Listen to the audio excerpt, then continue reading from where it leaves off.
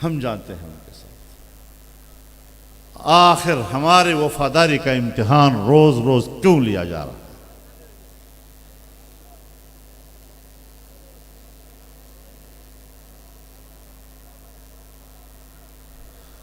जब अफगानिस्तान पर हमला हुआ तो अमेरिका से लेकर पूरी मगरबी दुनिया और पाकिस्तान और दुनिया भर में सेकुलर लॉबी ने एक होकर हमारे मुल्क के नौजवान को इश्तिआल दिलाया ताकि मजहब और रियासत आपस में टकराएं और रियासती कुव्वत के जरिए से मजहब और मजहबी इदारों और मजहबी लोगों का खात्मा कर दिया जाए, उनको तहस नहस कर दिया जाए। लेकिन ये लोग इश्तिहार में नहीं आए।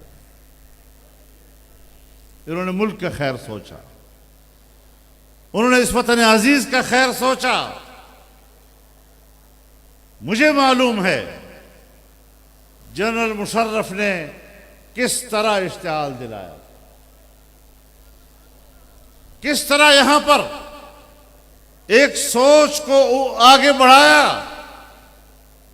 लेकिन अल्हम्दुलिल्लाह पाकिस्तान के तमाम मकातब फिक्र, तमाम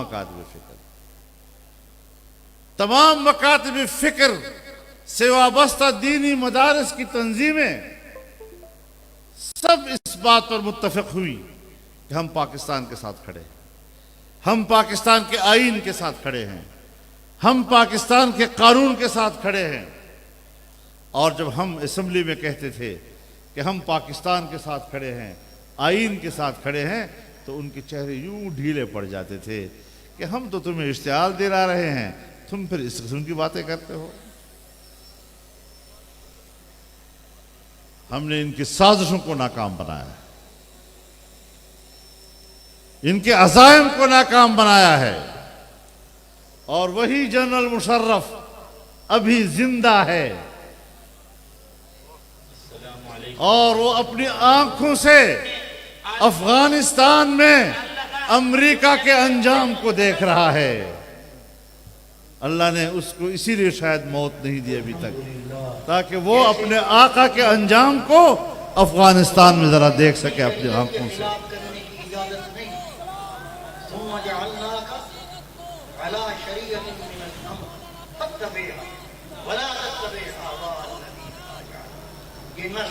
तो मेरे मोहतरम दोस्तों, ये मुल्क हमारा है, हम इस मुल्क को कादियानियों के सुपुर्द नहीं कर सकते।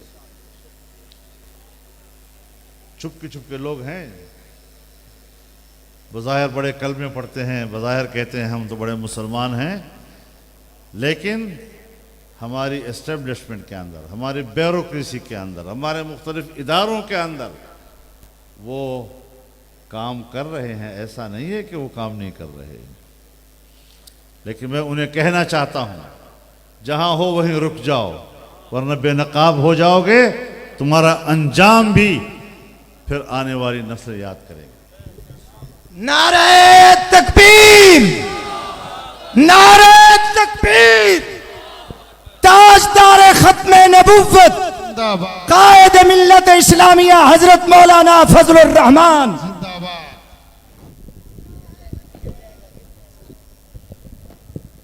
मेरे मोहतरम दोस्तों, इन नापाक अज़ाइम के लिए, नापाक अज़ाइम के लिए अपनी मर्जी के हुक्मरान भी पाकिस्तान में लाए गए। इन नापाक मकासद की तकमील के लिए मुल्क में धांधलियों के जरिए नाजायज हुकूमत कायम की, लेकिन अल्हम्दुलिल्लाह हमने उनको इन अज़ाइम में कामयाब नहीं होने दिया। नामूसी रिसालत के तहफ़्फ़ुज़ का कानून, उसको ख़त्म करने के लिए ये बाहर से एजेंडा आया। कादियानियों को गैर मुस्लिम अक़लियत करार देने वाले आर्टिकल को आईन से निकालने का एजेंडा आया। हमारी तहजीब को हमारी तहजीब को दफन करने का एजेंडा बाहर से आया और उसके लिए पैसे भी आए, लेकिन आप जिंदा हैं, सब कुछ नाकाम हो गया। इन्नल्लज़ीना कफ़रू युनफ़िक़ूना अम्वालहुम लियसुद्दू अन सबीलिल्लाह फसयुनफ़िक़ूनहा थुम्मा तकूनु अलैहिम हसरतन थुम्मा युग़लबून। ये तो दुनिया की सजा है ना। वल्लज़ीना कफ़रू इला जहन्नम युहशरून, वो आखिरत की सजा है। पैसे लगाते रहे। कितना पैसा अफगानिस्तान में लगा, कितना पैसा तुमने पीटीआई को हुकूमत देने के लिए लगाया, हमें मालूम है।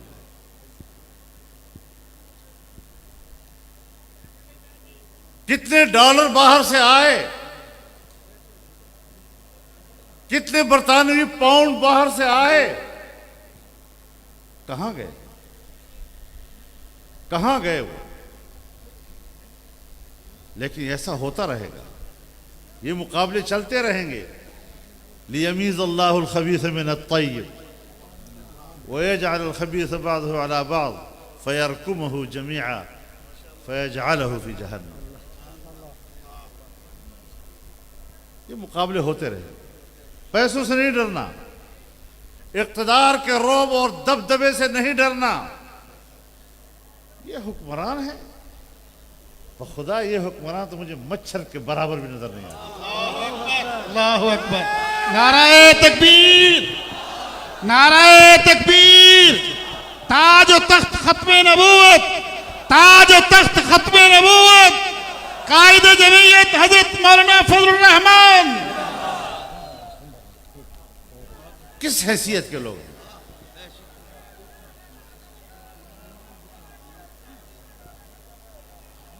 लेकिन इंशाअल्लाह आप हौसले से रहो, एहसास कमतरी का शिकार ना हो। पूरी दुनिया का अफगानिस्तान में शिकस्त मजहबी दुनिया के मोराल को ऊंचा करता है और सेकुलर दुनिया के मोराल को जमीन बोस कर देता है।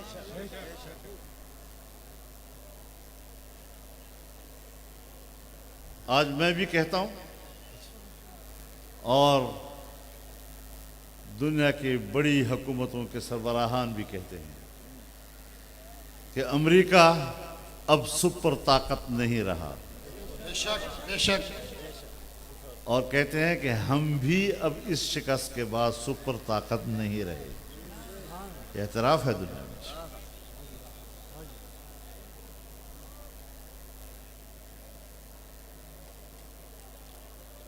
और फिर जब ये लोग नाकाम हो जाते हैं, फिर आपके हमदर्दी में दो जुमले कह देते हैं। हमारे यहाँ भी तो उनके हमदर्द फिरते रहते हैं ना, तो उनको भी तो मजलिस में बैठकर उनकी वकालत करने के लिए एक दो जुमले चाहिए होते हैं ना।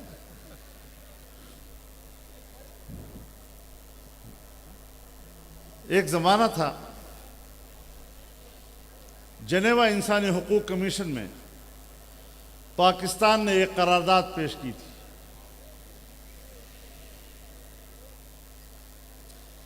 तो पूरी दुनिया में हमें एक वोट भी नहीं मिल सका, एक वोट भी।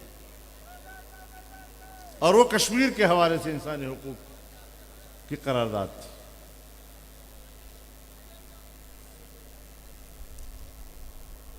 अभी इस हुकूमत ने अक़वाम मुत्तहिदा की इंसानी हुकूक कमीशन में एक करारदाद पेश की और क्या कहा, हमारे पास इस वक्त 57 ममालिक की हिमायत हासिल है।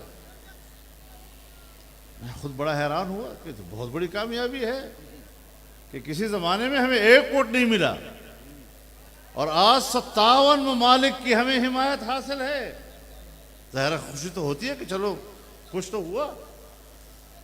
अगले दिन मैंने पता किया कि वाकई हमें 57 ममालिक की ताईद हासिल है, तो पता चला कि इस कमीशन के कुल अराकीन की तादाद ही 47 है, 57 की हिमायत कहां से आ गई? झूठों पे लानत। झूठ। और फिर इन 47 मेंबरान के फोरम पर जब आप करारदाद पेश करते हैं तो करारदाद पेश करने के लिए 16 ममालिक की आपको तायद की जरूरत है। हमें वो 16 भी नहीं मिले। और जब कुछ भी नहीं मिला हमें तो करारदाद ही पेश नहीं कर सके। तो हमारे पीर साहब ने कहा कि हमने कब कहा था कि करारदाद पेश करेंगे? मुनकिर हो गए इस तरह से। अब आप खुद अंदाजा लगाएं कि वो पब्लिक को किस तरह गुमराह करने की कोशिश करते हैं। और फिर आप देख रहे हैं आज कि पाकिस्तान का अवाम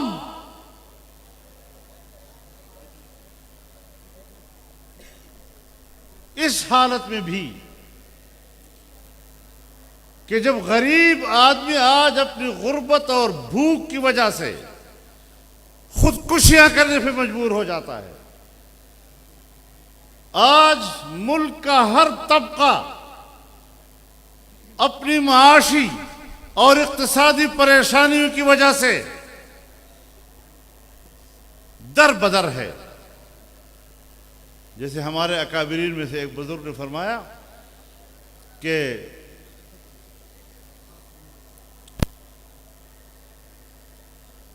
अगर कोई इंसान माशी फिक्र से आजाद न हो, वो इंसान तो क्या एक चूंटी की भी खिदमत नहीं कर सकता। कीमतें कहां पहुंच गई?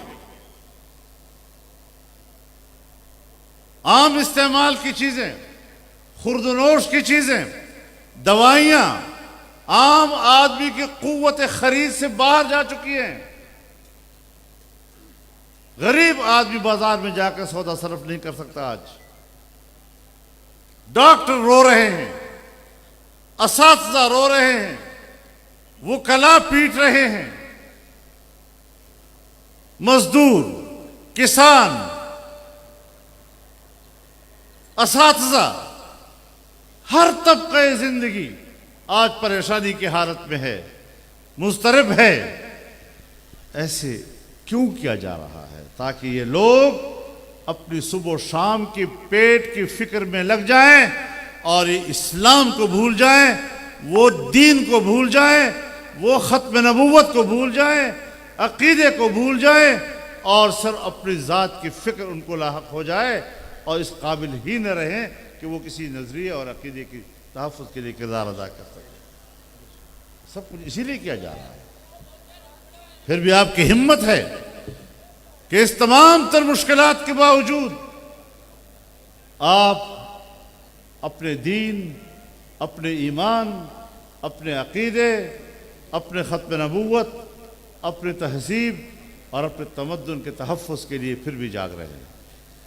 ये आपकी हिम्मत है। वरना इन हालात में तो मैं यही कह सकूंगा कि अपनी हिम्मत है कि हम फिर भी जिए जाते हैं। तो ये वो सारी चीजें कि जिन हालात से पाकिस्तान गुजर रहा है, और पाकिस्तान में एक ही चीज निशाने पर है, आपका दीन। इसलिए मुल्क को हासिल किया गया था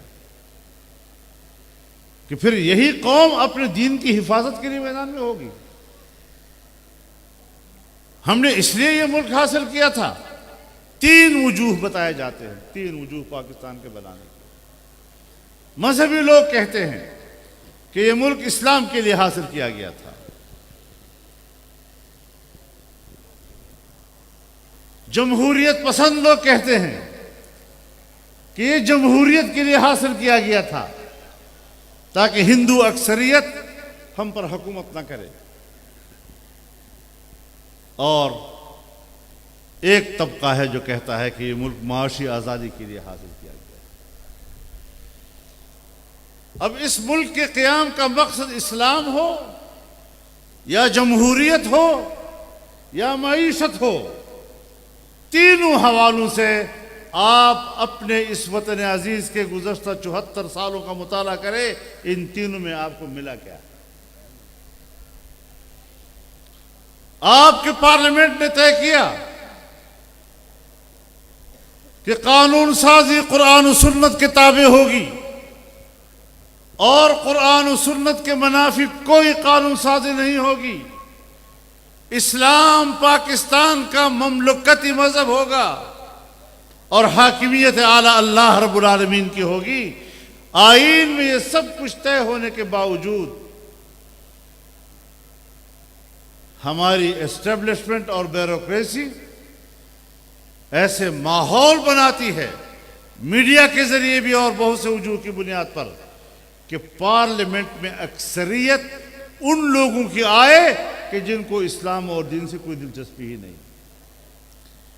चुनांचे आपके ऐवान भर दिए जाते हैं उन लोगों से कि जिनको कम से कम इस्लाम से कोई दिलचस्पी नहीं है।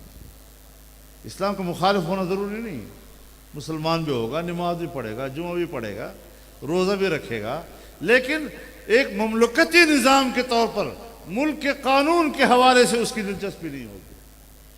चुनांचे यही हो रहा है कि इस्लामी नजरियाती कौंसिल 1973 में बनी, जिसने सिफारिशात पेश करनी थी कानून साजी के लिए। सिफारिशात मुकम्मल हैं, सिफारिशात मुकम्मल हैं, लेकिन एक कानून साजी बतौर मिसाल की भी आज तक नहीं हो सकी। एक कानून साजी नहीं हो सकी। अब इस हवाले से तो कौम ने भी सोचना है, अवाम ने भी सोचना है कि अगर हम इन्हीं लोगों से ऐवान को भरते रहेंगे तो फिर क़यामत तक पाकिस्तान में खुशहाली तो नहीं आ सकेगी। इसके लिए इनकलाबी जहन चाहिए, इसके लिए बहैसियत पाकिस्तानी के एक कौम परस्ताना जहनियत चाहिए कि हम तमाम पाकिस्तानी एक कौम हैं। हम इस मुल्क का सौदा नहीं होने देंगे। इस बुनियाद पर कुछ जिम्मेदारियां आपकी भी हैं। कॉन्फ्रेंस खत्म नबूवत के उन्वान से है। इस स्टेज पर हर सियासी जमात और हर मकतब फिक्र के लोग आते हैं। मैं खुशामदीद कहता हूं सब, लेकिन इस नजरिए के तहत आते हैं कि खत्म नबूवत सियासी मौजू नहीं है। खत्म नबूवत खालिसतन एक मजहबी मौजू है और सियासत से बालातर। लेकिन इस सोच से मेरा इत्तिफाक नहीं है, ये बता दो आपको। जनाब रसूलुल्लाह सल्लल्लाहु अलैहि वसल्लम ने अपनी खत्म नबूवत का तज़किरा सियासत की ज़ैल में किया और फरमाया, कानत बनु इसराइल तसूसुहुमुल अंबिया कुल्लमा हलक नबियुन खलफहु आखर वला नबिय बाद। बनी इसराइल की सियासत अंबिया किया करते थे और सियासत रियासत के तदबीर और इंतजाम का नाम है।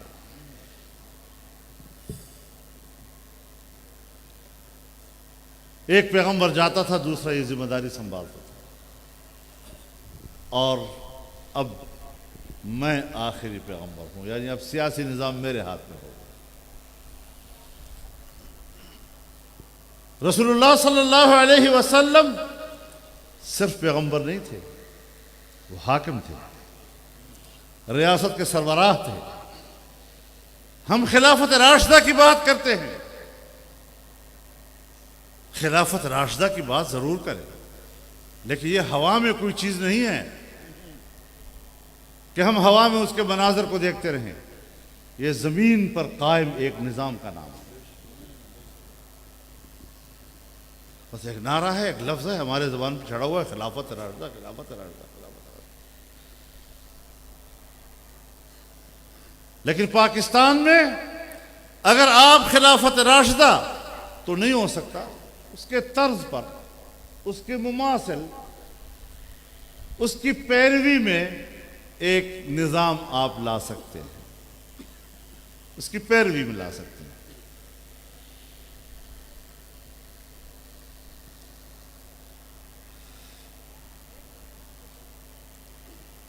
अब आप कहते हैं उलमाए किराम हमारे ख़ासतौर पर बड़े दावेदार हैं, अल उलमा वरसतुल अंबिया, कि उलमा अंबिया के वारिस हैं। हदीस मौजूद है, सही है बिल्कुल। लेकिन मैं ये सोचता हूं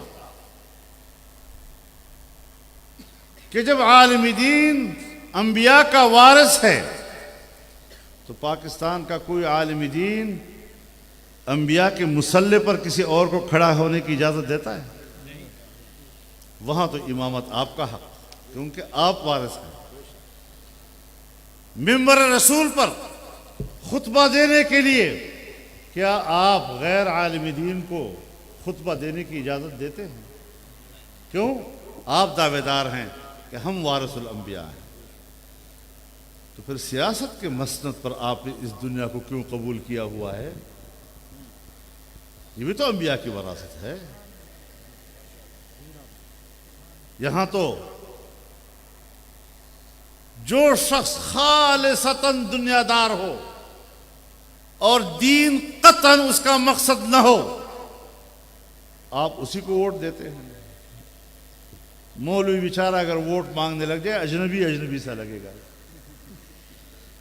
और फिर जो हमारे यहां आम तौर पर इलेक्शन लड़ते हैं, अगर मौलवी साहब इलेक्शन लड़ेगा तो उसे कहा कि यार मौलवी साहब आप तो शरीफ आदमी हैं, आपका इलेक्शन से क्या ताल्लुक? यानी इसका माना यह है कि ये शरीफों वाला काम ही नहीं। जो अंबिया का वजीफा है, आज उस पर उन लोगों ने कब्जा कर लिया है कि जिन लोगों को सिरे से कुरान और सुन्नत के हवाले से निज़ाम हुकूमत का अब जब तक मालूम नहीं, कुछ भी नहीं आता उन लोगों को। और आप किसी सियासतदान से बात करें, कहते जी मैं भी नमाज पढ़ता हूं 5 वक्त जी। ओ बाबा मेरा तेरे नमाज से कोई झगड़ा नहीं है, लेकिन निज़ाम ममलकत का निज़ाम नहीं है। ममलकत का निज़ाम ये कि क्या तुम अपने मुल्क में इंसानी हुकूक का तहफ़्फ़ुज़ कर सकते हो या नहीं? तुम इंसान की जान, उसकी माल और इज्जत और आबरू की हिफाजत कर सकते हो या नहीं? और ये कि क्या तुम कौम को एक खुशहाल मईशत दे सकते हो या नहीं? हम जैसे तालिब इल्मों का दावा ये है कि ये काम जो असल में खिलाफत इस्लामिया और शरइया का जिम्मेदारी है, ये भी वही कर सकता है कि जो 5 वक्त नमाज पढ़ता हो और रमज़ान का रोज़ा रखता हो, ज़कात देता हो, वरना फिर अहलियत नहीं आती उसके अंदर। तो इस बुनियाद पर मैं इस कॉन्फ्रेंस की वसातत से आपकी तवज्जो इस जानिब भी मबजूल कराना चाहता हूं कि आपको अपनी सोच तब्दील करनी होगी।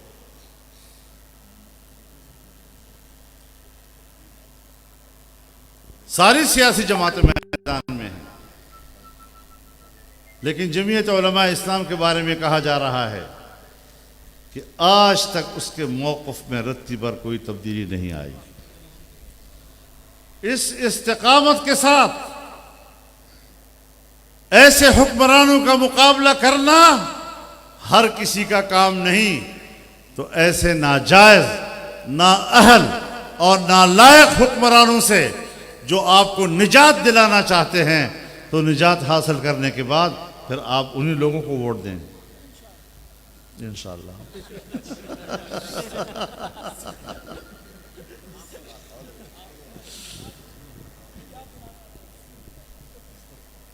तो इस बात पर भी आपने गौर करना होगा। अगर ऐसे ही लोग सारे हमेशा पार्लिमानों में जाते रहे तो आप अकीदे ख़त्म नबूवत का तहफ़्फ़ुज़ भी नहीं कर सकेंगे।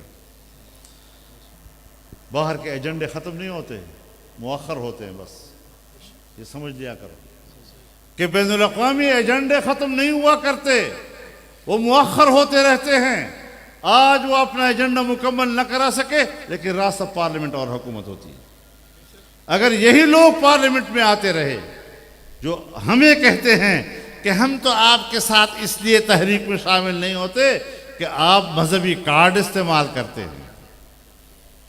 और बाबा, मजहबी कार्ड तो भुट्टो साहब ने इस्तेमाल किया था, मजहबी कार्ड तो कायद आज़म मोहम्मद अली जिन्ना ने इस्तेमाल किया था। तो इसका तो माना है कि हम सही सुन्नत पे जा रहे हैं। बात आइन की है। अगर मईशत की बात आइन करता है, और मैं इसलिए कहता हूं कि मेरे आइन का तकाजा है, अगर जमहूरियत की बात आइन करता है, और मैं इसलिए जमहूरियत की बात करता हूं कि आइन का तकाजा है, तो फिर इस्लाम की बात आइन करता है। महरूमियतों की बात करते हो, हम महरूम लोगों के साथ हैं, लेकिन इस मजहबी तबके से ज्यादा महरूम और कौन होगा कि जो 74 साल हो गए और आज तक वो पाकिस्तान में दीन इस्लाम के हवाले से तशनगी महसूस कर रहा है, उसकी प्यास नहीं बुझाई जा रही। ये भी तो एक मकसद रखता है, इसके अंदर भी तो कोई चीज, एक हरारत है, उसका किसी को एहसास नहीं। और जब एक दिन लावा फटेगा, फिर कहेंगे मौलवी बड़ा दहशतगर्द है।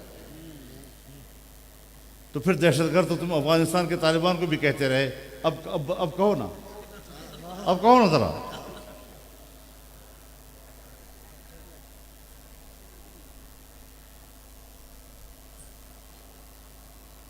अजीब बात यह है कि अफगान हुकूमत को तस्लीम करने में झिझक महसूस हो रही है। और मैंने कहा है इन लोगों को कि अमेरिका आज दो बातें करता है कि वो इंसानी हुकूक के तहफ़्फ़ुज़ की ज़मानत दे, और वो ख़वातीन की तालीम और उनकी मुलाज़मत की ज़मानत दे। तो मैंने उन्हें कहा कि अमेरिका उनके साथ मुआहदा कर चुका है, मुआहदे के नुकात मालूम हैं, उस पर दोनों फरीकों के दस्तखत हैं।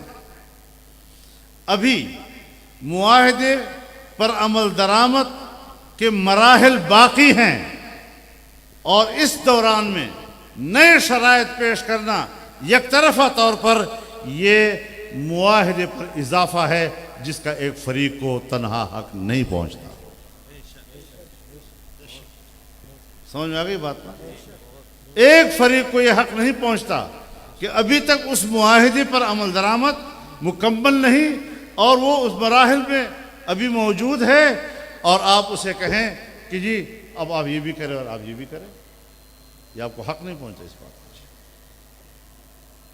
तो इस एतबार से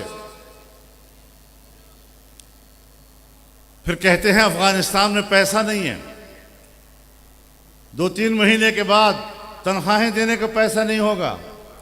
तो मैंने कहा साहब, आप इंसानी हुकूक की बात करते हैं, आप कहते हैं कि तालिबान इंसानी हुकूक का तहफ़्फ़ुज़ करें, लेकिन जब दुनिया के अदम ताउन और उनकी मालियाती मदद से हाथ रोक देने की वजह से वहाँ पर पैसे की कमी आएगी, वहाँ भूख आएगी, महंगाई आएगी, क्या ये इंसानी हुकूक के ज़ुमरे में आएगा या नहीं आएगा?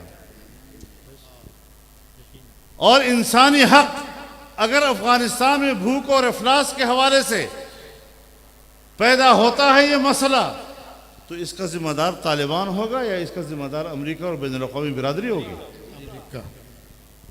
सीधी बात है।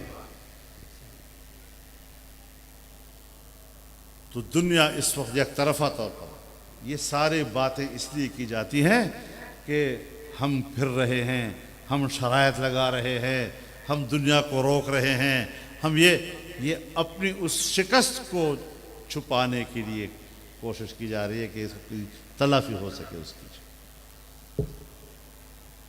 लेकिन मैं फिर यहां से आलमी बिरादरी को कहूंगा, क्योंकि अफगानिस्तान वो सरजमीन है जहां न बरतानिया अपने कदम टिका सका, जहां न रूस अपने कदम टिका सका, और जहां न अमेरिका को और नाटो को वहां पर टिकने का मौका दिया गया। और इस पर एक इजाफा करूं, कि कुछ लोग कादियानी बनकर भी अफगानिस्तान गए, फिर उनका जो अंजाम हुआ, आज तक वहां कादियानी उस तरह रुख करने के लिए भी तैयार नहीं है।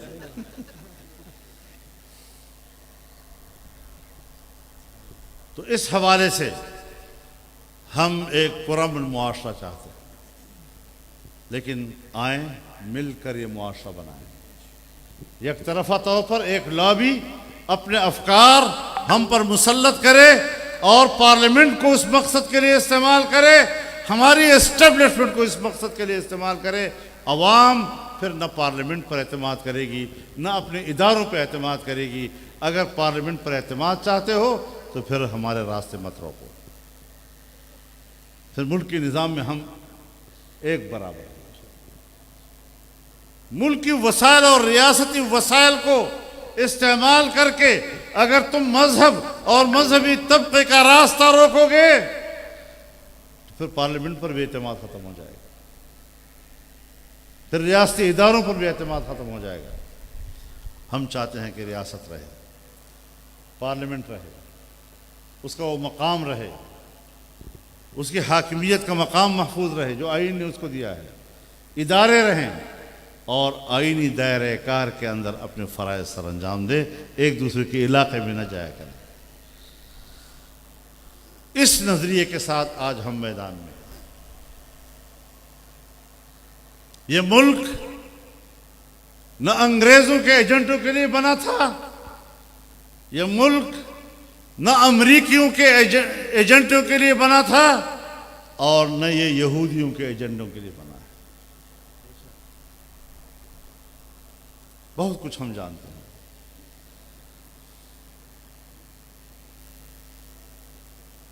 और इंशाअल्लाहुल अज़ीज़ इस मैदान में खड़े हैं और अपना फ़र्ज़ अदा करते रहेंगे,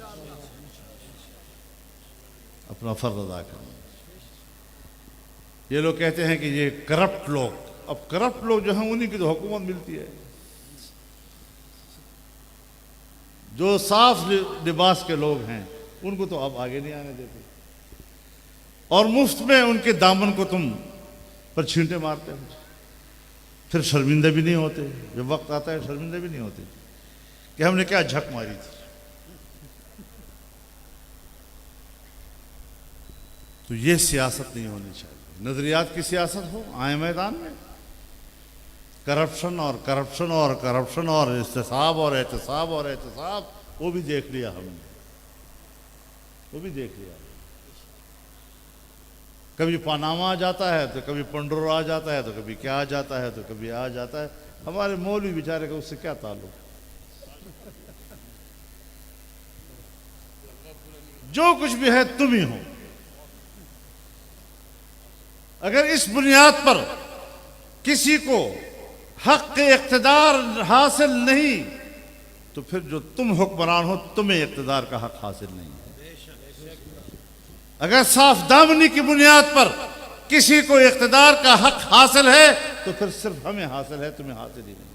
कायदे मिल्लत इस्लामिया मौलाना फजलुर रहमान जिंदाबाद, जमीयत उलमा इस्लाम जिंदाबाद, आलमी मजलिस तहफ्फुज़ खत्म नबूवत जिंदाबाद। तो मेरे दोस्तों इस हवाले से हमने जागते रहना है। मैं आलमी मजलिस तहफ्फुज़ खत्म नबूवत का शुक्रगुजार हूँ कि खत्म नबूवत के किले पे वो पहरा दे रहे हैं ताकि कोई उसमें नक़ब न लगा सके। हम तो कभी गाफिल रहते हैं, लेकिन इस तंजीम को अल्लाह इसी तरह महफूज फरमाए। इंशाअल्लाह हमें हर वक्त आप अपना सिपाही पाएंगे और इस मुल्क को हम उस मंजिल की तरफ ले जाना चाहते हैं जिस मंजिल के लिए ये बना था। लेकिन चूँकि सियासी मैदान में हमारा निज़ाम इंतखाबी है, इस इंतखाब में वोट का बड़ा किरदार है। आपको भी ज़रा अपने इरादे तब्दील करने होंगे। जब आपके अंदर तब्दीली आएगी तो फिर वो इनकलाब का आगाज़ होगा, वरना फिर मामला जूं के तो चलते रहेंगे। अल्लाह ताला हम सब का हाफिज़ व नासिर हो। व आखिर दावाना अनिल हम्दुलिल्लाहि रब्बिल आलमीन।